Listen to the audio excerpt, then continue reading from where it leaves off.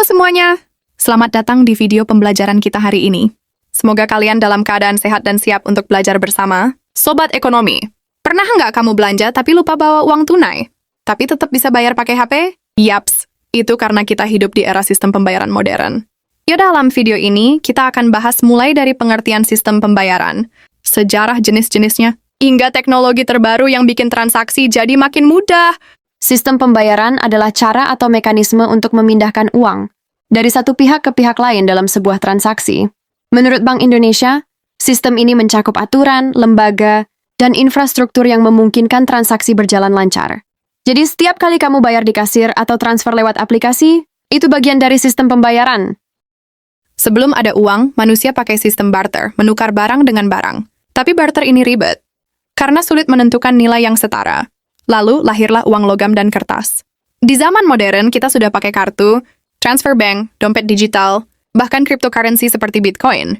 Sistem pembayaran punya peran penting. Pertama, mendukung stabilitas keuangan negara.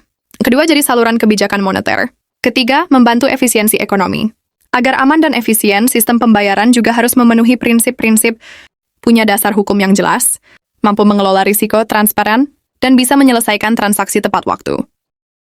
Selanjutnya jenis sistem pembayaran.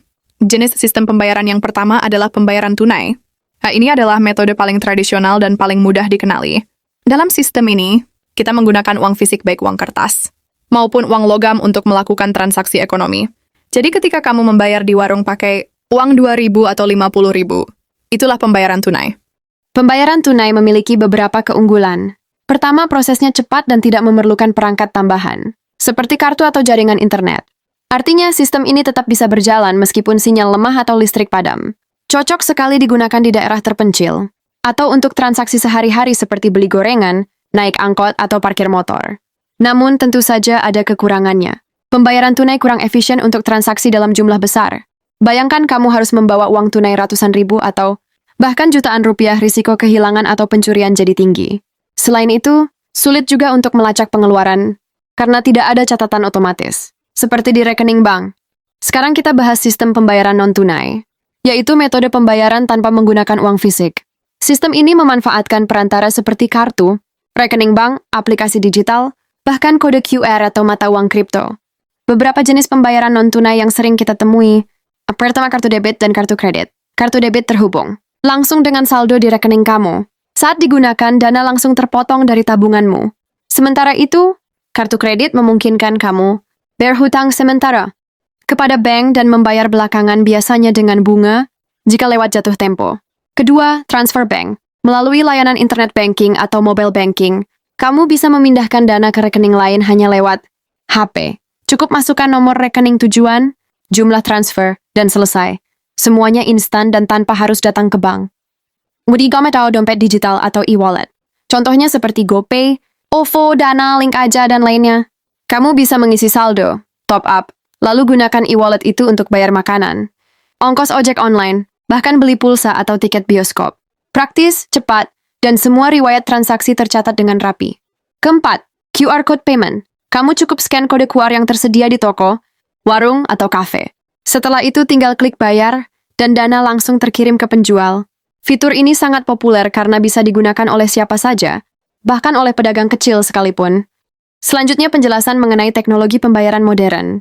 Dengan kemajuan teknologi, cara kita bertransaksi juga ikut berubah. Sekarang, pembayaran bisa dilakukan lebih cepat, praktis, dan aman. Beberapa teknologi yang mendukung. Pertama, Payment Gateway. Ini adalah sistem yang menjembatani transaksi antara pembeli dan penjual secara online. Misalnya saat belanja di e-commerce, Payment Gateway memproses pembayaran dari kartu atau dompet digital, hingga dana masuk ke rekening penjual. Kedua, aplikasi fintech, contohnya e-wallet seperti OVO, GoPay, Dana, dan layanan pinjaman online. Fintech memudahkan masyarakat untuk mengelola keuangan, tanpa harus ke bank. Ketiga, ada digitalisasi keuangan. Dengan digitalisasi, layanan keuangan jadi bisa diakses lewat ponsel. Hal ini sangat membantu masyarakat di daerah terpencil agar tetap bisa terhubung dengan sistem keuangan nasional. Penjelasan selanjutnya, peran bank sentral dan lembaga keuangan. Bank Indonesia adalah Bank Sentral Republik Indonesia. Tugasnya sangat penting dalam sistem pembayaran, antara lain, mengatur dan menjaga kestabilan nilai rupiah, mengelola peredaran uang, mencetak, mendistribusikan, dan menarik uang dari masyarakat. Mengawasi sistem clearing antar bank, memastikan transaksi antar bank berjalan lancar. Menetapkan kebijakan sistem pembayaran nasional, seperti QRIS dan BI Fast. Selanjutnya, keamanan sistem pembayaran. Di era digital, keamanan sistem pembayaran adalah hal yang sangat krusial. Supaya uang dan data pribadi pengguna tetap aman, sistem pembayaran digital biasanya dilengkapi dengan enkripsi data. Teknologi ini mengacak data saat dikirim, sehingga tidak bisa dibaca oleh pihak tak berwenang. Yang kedua, autentikasi ganda multifaktor MFA.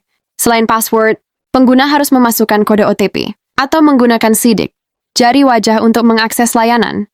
Ketiga, sistem deteksi anomali. Sistem ini mendeteksi aktivitas tidak biasa, misalnya transaksi dalam jumlah besar dari lokasi yang tidak biasa dan bisa langsung memblokir sementara. Dan yang terakhir, edukasi pengguna. Penting untuk terus mengedukasi pengguna agar waspada terhadap penipuan digital, seperti phishing, tautan palsu, dan aplikasi tidak resmi.